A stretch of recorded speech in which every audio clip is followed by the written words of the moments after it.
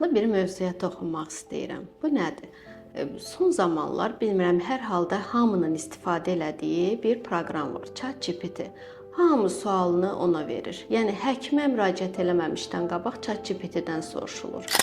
Bəs o bizə düzmü cavab verir, yoxsa yanlışmı deyir? Gəlin bu suala aydınlıq gətirək. ChatGPT bəzi nüanslarda baxırıq ki, bəli, düzdür deyə bilir.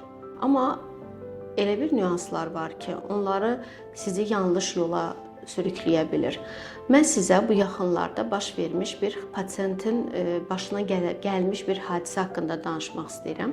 Pasient yüksək qızdırma 39-40, böyük bir səhv oradadır ki, həkimə müraciət eləməmişdən qabaq ChatGPT-yə yazır və o düzdür. İlk olaraq deyir ki, həkimə müraciət eləyin, amma pasient təkid eləyir ki, yox, siz bizə məsləhət verin, biz sonra gedərik.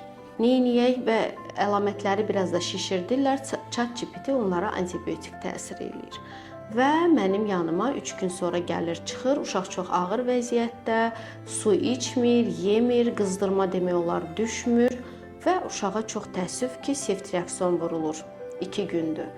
Müayinə o eləyirik. Qanın analizində biz bilirik ki, virus infeksiyalarında leykositlər düşə bilir. Və bu uşaqda antibiotik aldığı üçün leykositlər tam minimum bir həddə düşür. Düzdür, mən o uşağı stasionara göndərdim.